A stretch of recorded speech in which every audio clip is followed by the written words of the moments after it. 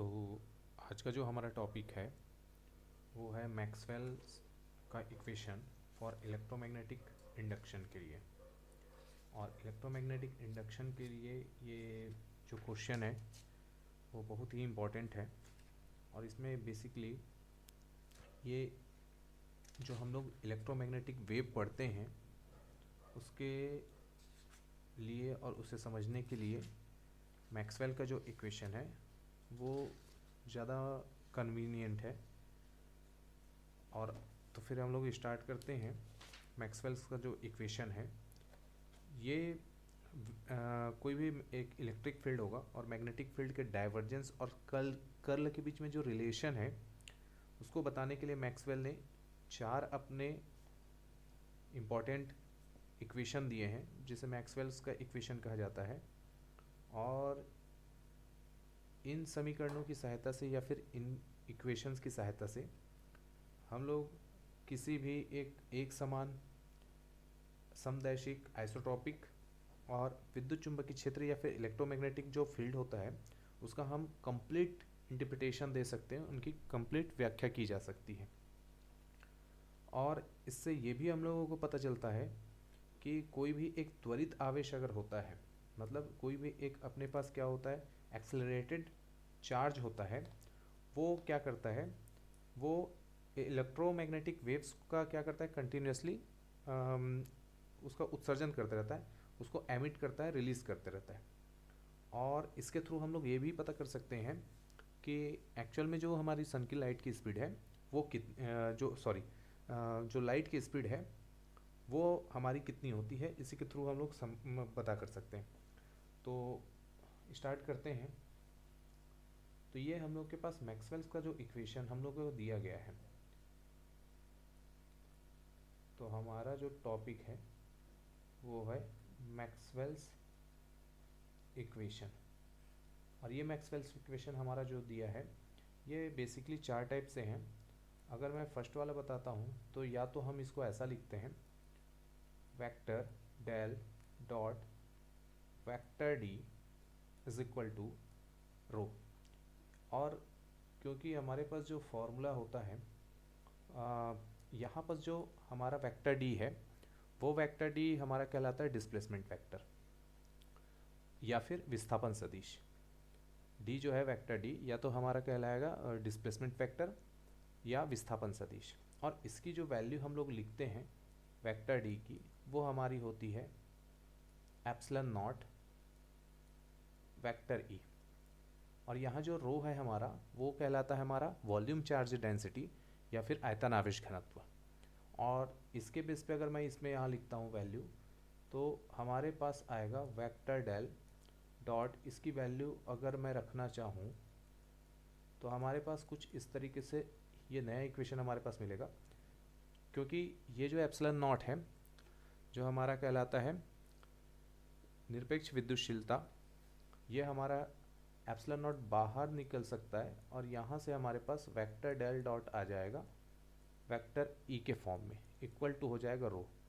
तो यहाँ से हमारे पास जो पहला इक्वेशन का दूसरा डॉट वेक्टर ई है, मैं इसको थोड़ा ठीक लिख देता हूँ, ये vector del dot vector E हो जाएगा। और यहाँ से हमको मैक्सवेल्स के जो फर्स्ट इक्वेशन है उसका हमारा सेकंड फॉर्म मिल जाता है। तो ये तो हो गया फर्स्ट फॉर्म। सेकंड फॉर्म की अगर बात करते हैं तो ये सेकंड फॉर्म हमारा इस तरीके से है कि ये तो इलेक्ट्रिक फील्ड के लिए हो गया। अब मैग्नेटिक फील्ड के बारे में, तो ये मैग्नेटिक फील्ड के लिए हमारे पास जो वैल्यू है तो vector del dot vector B, और इसे हम लोग लिख सकते हैं वेल्क्यू ज़ीरो। अच्छा, इसी का दूसरा जो फॉर्म हम लिख सकते हैं यही हमारा डाइवर्जेंस भी कहला सकता है। मैं इसको कुछ ऐसा लिखता हूँ तो इसका हमारे पास हो जाएगा divergence of vector E is equal to rho upon epsilon naught. तो एक फॉर्म हमारा ये वाला भी दिया हुआ है। इसी के तरह से अगर हम लोग लिखें तो divergence of vector B is equal to zero भी लिखा जा सकता है। तो ये अपना सेकेंड वाला हो गया, ये हमारा सेकंड वाला हो गया। अगर हम लोग थर्ड वाले के बारे में बात करते हैं तीसरे इक्वेशन के बारे में। तो तीसरा इक्वेशन जो हमारा है वो हमारे इलेक्ट्रिक फील्ड और मैग्नेटिक फील्ड के बीच में रिलेशन बताता है। तो ये जो हमारा होता है ये कुछ ऐसा लिखा होता है, vector del cross vector E. तो इसकी जो वैल्यू होगी वो हमारे पास minus vector del B upon del T, ये हो सकता है। या फिर इससे ही हम लोग बोल सकते हैं क्या, तो इसे हम लोग बोल सकते हैं curl of vector E is equal to minus vector del B upon del T. तो ये वाला हम लोग का फॉर्म है। एक हमारे पास जो है फोर्थ वाला, तो ये फोर्थ वाला हमारे पास जो है ये भी हम हमारे बीच में मैग्नेटिक फील्ड और इलेक्ट्रिक फील्ड के बीच में रिलेशन फाइंड आउट करता है।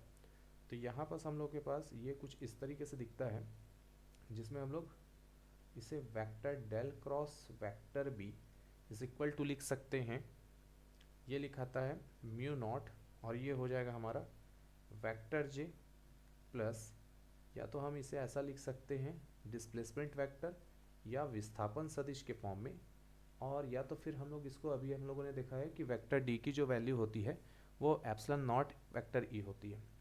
तो ये हम लोग इसको इस तरीके से भी लिख सकते हैं म्यू नॉट ऐसा, और vector J plus epsilon not, क्योंकि स्केलर क्वांटिटी है, और यहाँ पास आ जाएगा वेक्टर ई के फॉर्म में। तो ये कुछ हमारा ऐसा भी दिखता है। और इसी को अगर हम लोग लिखना चाहें तो vector del cross vector B को ही हम लोग बोल देते हैं कर्ल ऑफ वेक्टर बी। तो ये हमारे पास कुछ ऐसा भी दिखेगा, mu naught vector J plus हो जाएगा हमारा epsilon naught del vector E upon del T. ये एक फॉर्म हो जाता है। लेकिन एक और दूसरा हमारे पास फॉर्म होगा, ये तो पहला फॉर्म है, तो ऐसा टाइप का कुछ हम लोगों के पास मिलता है ऐसा। और एक फॉर्म अगर दूसरा हम लोग देखें तो दूसरा फॉर्म हमारे पास ऐसा आता है, क्योंकि हम लोगों को पता है कि वेक्टर बी जो होता है वो हम लोग के पास होता है म्यू नॉट वेक्टर एच के बराबर, जहाँ वेक्टर बी जो है वो कहलाता है चुंबकीय क्षेत्र की तीव्रता, इंटेंसिटी ऑफ मैग्नेटिक फील्ड, और ये जो एच है हमारा, ये एच हमारा कहलाता है इंटेंसिटी ऑफ मैग्नेटाइजेशन या फिर चुंबकन क्षेत्र की तीव्रता। तो ये थोड़ा सा डिफरेंस समझ में आना चाहिए। और म्यू नॉट जो है वो है वायु या निर्वात में निरपेक्ष चुंबकनशीलता। क्या चीज़ है ये, परमिटिविटी है ड्यू टू एयर और वैक्यूम। तो यहाँ से अगर मैं इसकी वैल्यू रखता हूँ तो हमारे पास कुछ ऐसा दिखेगा, ये हो जाएगा हमारा कर्ल ऑफ, ये होगा हमारा म्यू नॉट वेक्टर एच। तो यहाँ से हमारे पास आ जाएगा म्यू नॉट, ये म्यू नॉट हम लोगों ने लिखा हुआ है ऐसा, या फिर इसको सुधार के दूसरा ही लिख देते हैं ये ऐसा। तो म्यू नॉट हमारे पास आ जाएगा म्यू नॉट, और ये हो जाएगा vector J plus epsilon naught del vector E upon del T. और ये क्योंकि म्यू नॉट जो है वो भी एक कांस्टेंट क्वांटिटी है, तो इसे हम बाहर लिख सकते हैं, और ये हो जाएगा कर्ल ऑफ वेक्टर एच। तो कर्ल ऑफ वेक्टर एच अपने पास है, यहाँ से आ गया mu naught, vector J plus हो गया एप्सिलॉन नॉट, और ये हो गया del vector E upon del T, ये फॉर्म में। तो यहाँ से हम लोग इसको कैंसिल कर सकते हैं। तो यहाँ से हमारे पास जो वैल्यू है वो आएगी curl of vector H is equal to vector J plus, तो epsilon naught del vector E upon del T का फॉर्म। तो ये हमारे पास फिलहाल ये दूसरा फॉर्म हो जाता है। तो इस तरीके से हमारे पास ये मैक्सवेल के चारों इक्वेशन हमको मिलते हैं। अब इसका डेरिवेशन देख लेते हैं कि इसका डेरिवेशन हमारे पास किस तरीके से आता है, क्योंकि ये very very most time P है। ये बीएससी में खासकर फर्स्ट ईयर में जो इसका सिलेबस है, जो भी फर्स्ट ईयर का सिलेबस है उसके पर्पज़ से ये इम्पॉर्टेंट हो जाता है। तो एक हम लोग नया पेज ले लेते हैं, उसमें हम लोग देखते हैं कि एक्चुअल में क्या है अपने पास।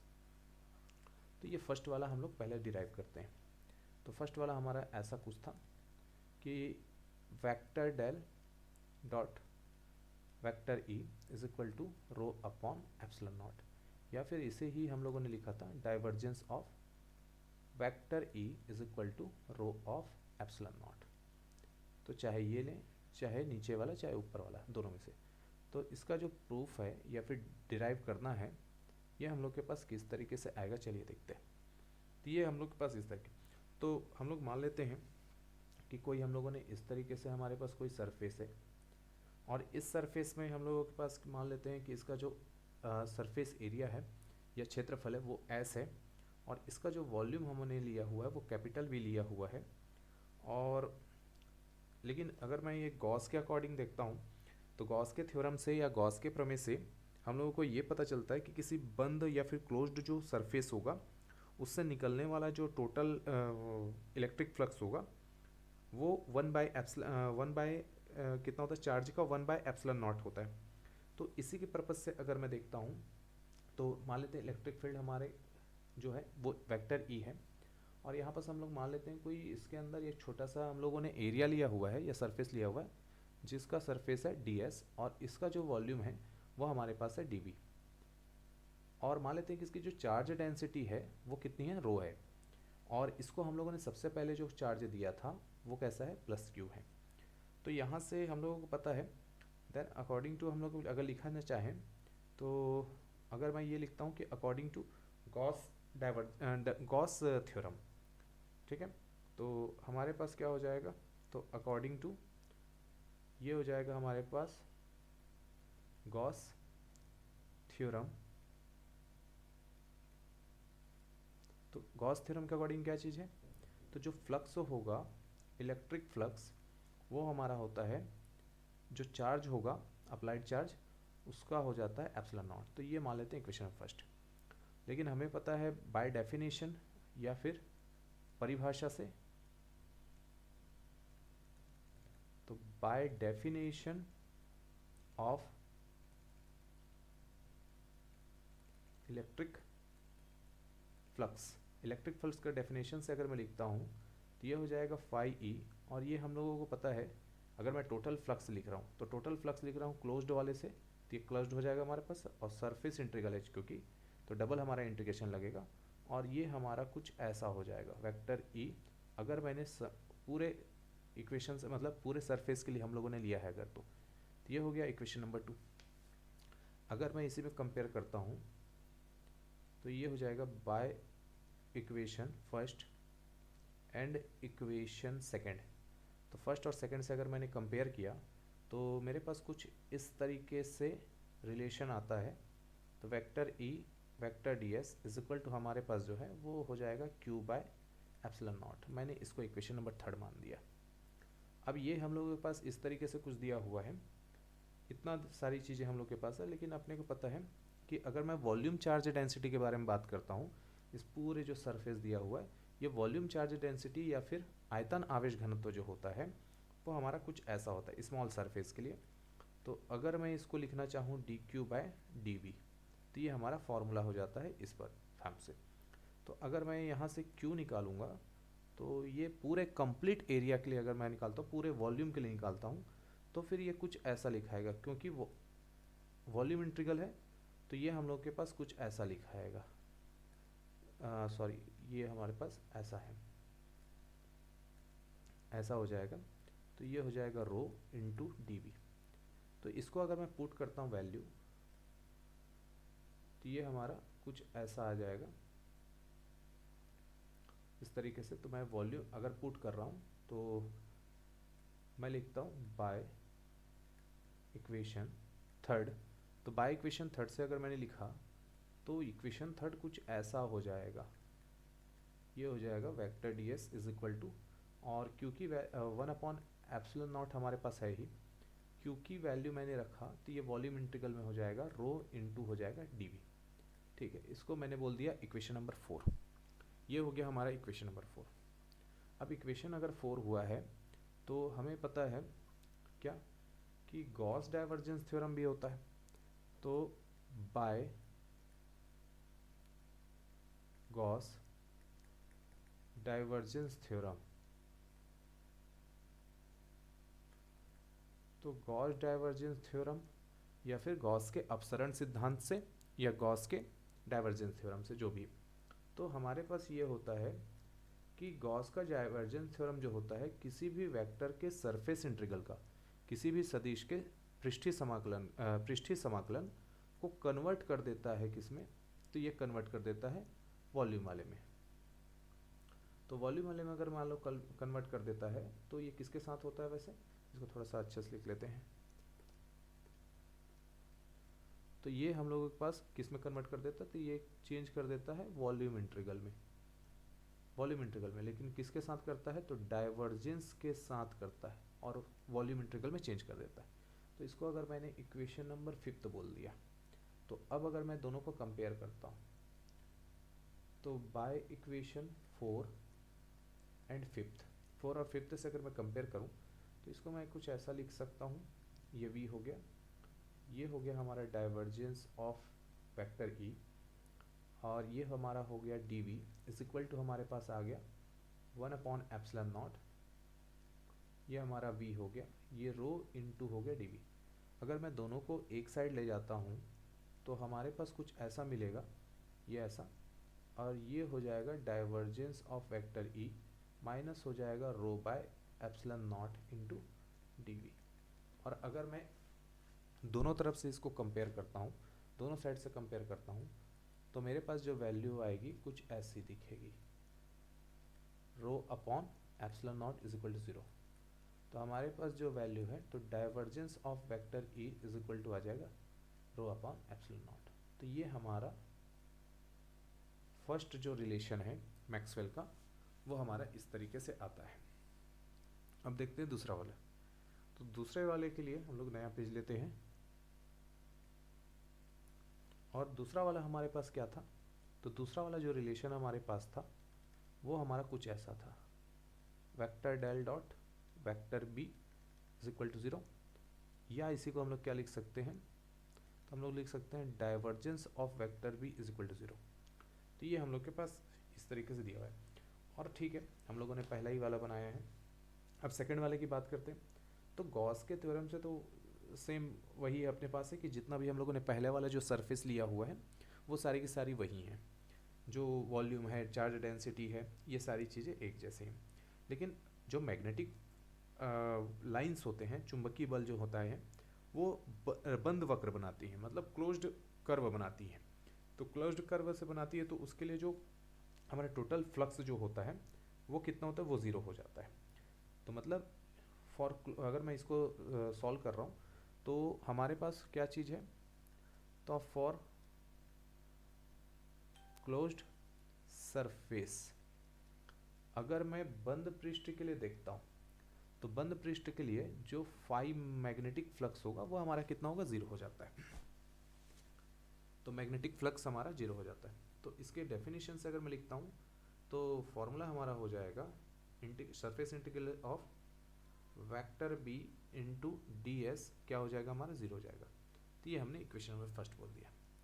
लेकिन हमें ये भी पता है कौन सा, तो बाय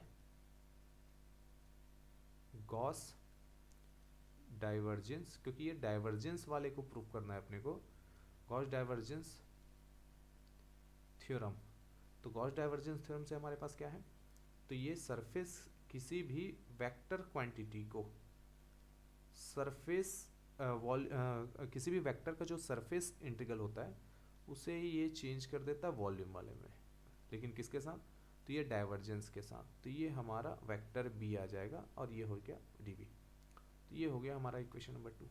तो अगर मैं दोनों को कंपेयर कर देता हूँ by equation first and equation second, तो अगर मैं कंपेयर करता हूँ तो इसकी जगह मैं इन दोनों की जगह वैल्यू पुट कर सकता हूँ, तो मेरे पास ऐसा कुछ आएगा। तो ये वॉल्यूम इंटीग्रल हो जाएगा, ये हो जाएगा divergence of vector B into हो जाएगा डीवी इज इक्वल टू 0। ये हमारे पास कुछ इस तरीके से। तो यहाँ पर से हमारे पास कितना है, तो अगर मैं कंपेयर करता हूँ तो यहाँ पास मुझे मिलेगा divergence of vector B is equal to 0। तो ये हमारा सेकंड वाला मैक्सवेल्स इक्वेशन आ गया, या फिर हम लोग इसी को क्या लिख सकते हैं, vector del dot vector B, इस तरीके से। तो ये हम लोग के पास इस तरीके, इसको बोल देते हैं सेकंड वाला। अब अगर थर्ड वाला हम लोग सॉल्व करते हैं तो खैर सेकंड वाले में ज़्यादा कुछ तो था नहीं, लेकिन थर्ड वाला थोड़ा सा क्या है, रिलेशन बताता है आपके इलेक्ट्रिक फील्ड और मैग्नेटिक फील्ड के बीच में। तो थर्ड वाला हमारे पास जो है वो कुछ इस तरीके से है। थर्ड वाला जो दिया हुआ है वो बोलता है हमारा कैसा, ये बोल देता है, ये हमारा बोल देता है ऐसा, ये इस तरीके से कुछ है। तो ये है हमारा curl of vector E is equal to minus del B upon del T. ये हमारे पास सेकंड वाला है। तो इसको अगर प्रूव करते हैं तो हमें पता है कि जो फैराडे है, फैराडे के सेकंड लॉ से हम लोग क्या बोल सकते हैं, तो ये बोलता है कि जो इंड्यूस्ड या फिर प्रेरित जो विद्युत वाहक बल होगा, इसको मान लेते हैं हम लोगों ने स्मॉल ई से रिप्रेजेंट किया, वो उसके फ्लक्स में चेंज के, उसके कॉइल के जो है फ्लक्स में चेंज के, रेट चेंज के नेगेटिव साइन के डायरेक्टली प्रोपोर्शनल होता है, इस तरीके से अनुक्रमानुपाती होता है पर उसके फ्लक्स के। अब वो चुंबकीय फ्लक्स भी हो सकता है, खासकर चुंबकीय फ्लक्स ज़्यादा बढ़ गया, चुंबकीय फ्लक्स में परिवर्तन की दर के अनुक्रमानुपाती होता है। ठीक है, ये मैंने इक्वेशन में फर्स्ट बोला। लेकिन हमें पता है कि अगर मैं इसकी वैल्यू निकाल रहा हूँ तो हमें पता है कि किसी भी इलेक्ट्रिक फील्ड के लिए जो हमारा इंड्यूस्ड इलेक्ट्रोमोटिव फोर्स होगा, विद्युत वाहक बल, वो कुछ ऐसा हमारे पास मिलता है। इसे हम लोग बोल सकते हैं क्लोज्ड लूप के लिए तो vector E into D L, small area के लिए या फिर स्मॉल लेंथ के लिए। तो ये हो गया हमारा इक्वेशन नंबर 2। तो अगर मैंने दोनों को कंपेयर किया तो बाय इक्वेशन फर्स्ट एंड हो गया इक्वेशन सेकंड। तो अगर मैंने इसको कंपेयर किया तो मेरे पास कुछ इस तरीके से मिलेगा, लाइन इंटीग्रल मिलेगा, रेखीय समाकलन। तो हमारे पास जो वैल्यू है वो ऐसा मिलेगा D phi upon D T. ये हमारा कुछ ऐसा है इक्वेशन नंबर 3। अब अगर मैं इसमें से निकालता हूँ कि डेफिनेशन हमारी क्या है, तो डेफिनेशन हमारे पास इस तरीके से है कि जो मैग्नेटिक फ्लक्स होगा, ये एक्चुअल में मैग्नेटिक फ्लक्स को ही डिफाइन कर रहा है। अगर मैं यहाँ नीचे छोटा सा बी लिख देता हूँ तो मैग्नेटिक फ्लक्स हमारे पास कैसा होगा, तो ये क्लोज्ड लूप के लिए हो गया और ये हमारा डेफिनेशन से हमारे पास फॉर्मूला हो गया। अब इसकी वैल्यू मैं पुट कर सकता हूँ कहाँ, इक्वेशन नंबर 3 में। तो अगर मैं यहाँ से लिखता हूँ देन बाय इक्वेशन 3, तो इक्वेशन 3 से लिखता हूँ तो मेरे पास जो इलेक्ट्रिक फील्ड का लाइन इंटीग्रल होगा या फिर रेखीय समाकलन होगा, इसमें हम लोग लिख सकते हैं minus D upon D T, और ये फाई बी की जगह मैं लिख सकता हूँ surface integral vector B into D S. इसको मैंने बोला इक्वेशन नंबर 4। ये हमारा कुछ इस तरीके से दिया हुआ है। अब इसको अगर मैं सॉल्व करता हूँ तो मेरे पास वैल्यू कितनी आ रही है, ठीक है। अब ये हो गया हमारे पास इस तरीके से, और इसी को मैं लिखना चाहूँ तो कुछ ऐसा भी लिख सकता हूँ, line integral of vector E d l is equal to हो जाएगा, मैं इसको कुछ ऐसा लिख देता हूँ, माइनस तो हमारे पास है ही, del vector B upon del T into हो जाएगा डी एस। तो इसको मैं इक्वेशन 4 ना मान करके मैं कुछ इसको मान रहा हूँ, ये वाला हमारा इक्वेशन नंबर 4 हो गया। अब इक्वेशन नंबर 4 हुआ है तो हमारे पास एक और थ्योरम है जिसे स्टोक्स थ्योरम बोलते हैं। और स्टोक्स थ्योरम क्या बोलता है, तो स्टोक्स थ्योरम हमारा बोलता है कि किसी भी वेक्टर का जो लाइन इंटीग्रल होगा या रेखीय समाकलन होगा, उसे हम लोग चेंज कर सकते हैं सरफेस इंटीग्रल में, लेकिन किसके साथ, तो ये होगा कर्ल के साथ। तो ये कर्ल के साथ हम लोग सरफेस इंटीग्रल या पृष्ठीय समाकलन में कन्वर्ट कर सकते हैं। तो इसको मैंने बोला इक्वेशन नंबर 5।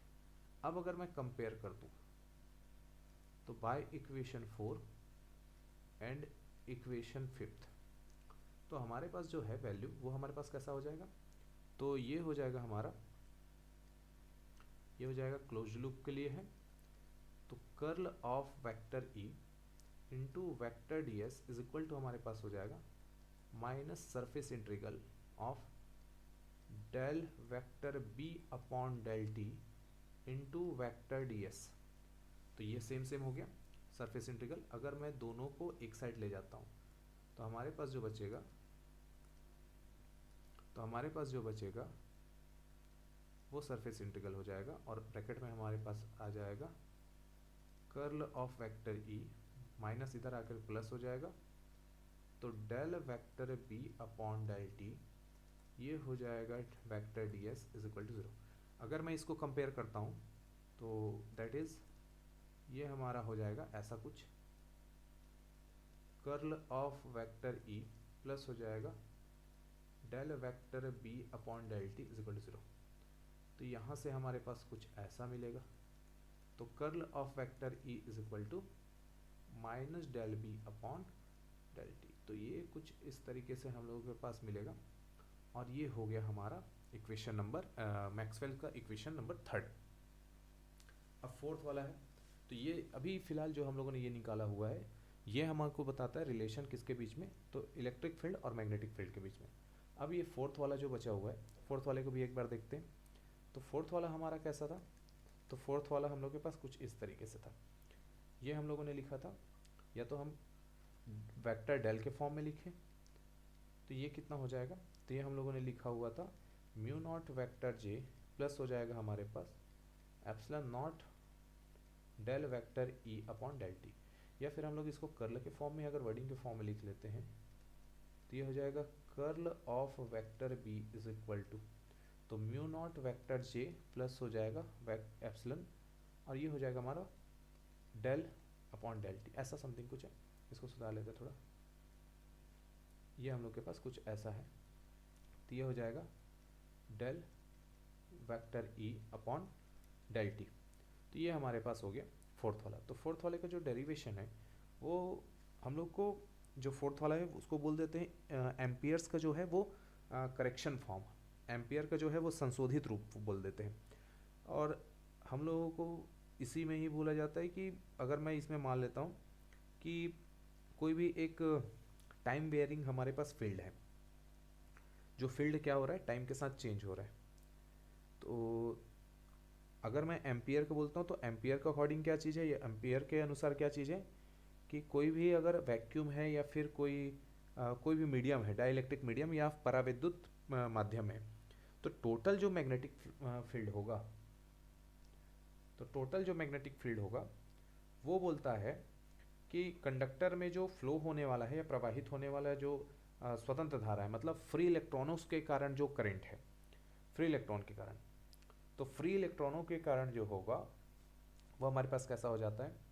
तो फ्री इलेक्ट्रॉनों के कारण अगर मैं बोलता हूँ, तो फ्री इलेक्ट्रॉन का कारण कुछ ऐसा देता है कि फ्री इलेक्ट्रॉन के कारण जो है मैग्नेटिक फील्ड, और जो बोलेगा एक होता है डिस्प्लेसमेंट करंट के कारण या फिर डिस्प्लेसमेंट वेक्टर के कारण, जो हमारा है मैग्नेटिक फील्ड उसके कारण, दोनों के सम के इक्वल होता है।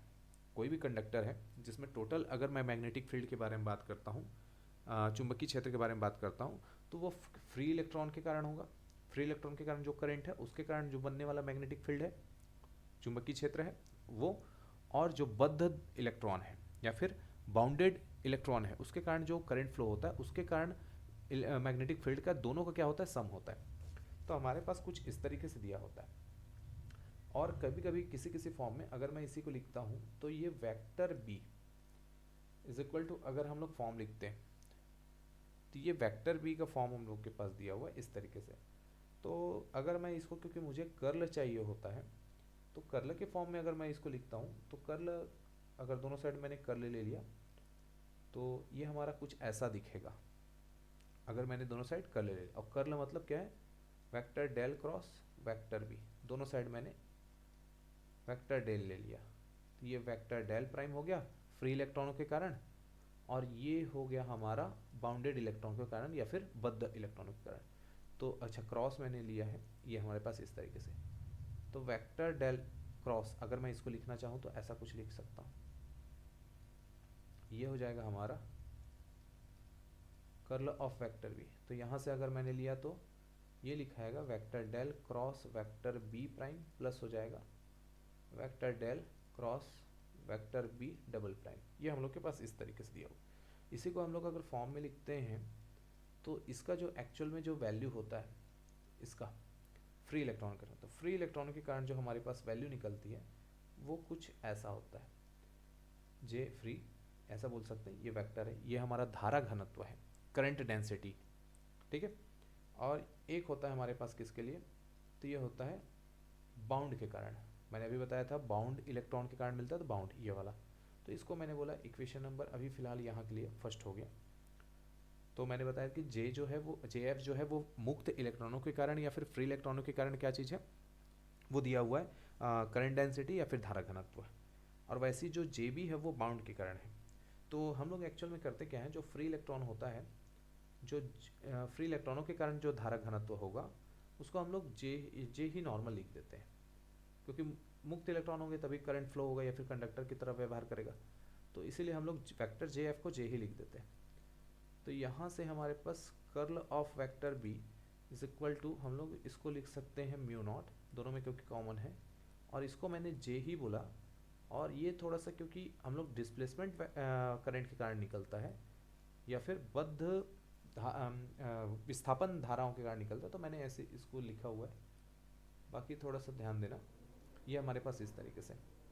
अब लेकिन हमारे पास जो वैल्यू है वेक्टर जे, ये बाउंड के कारण, ये बाउंड की जो वैल्यू होती है वो डिस्प्लेसमेंट के कारण है। तो इसकी जो वैल्यू हमारे पास मिलती है वो कुछ ऐसा है, ये वेक्टर डेल।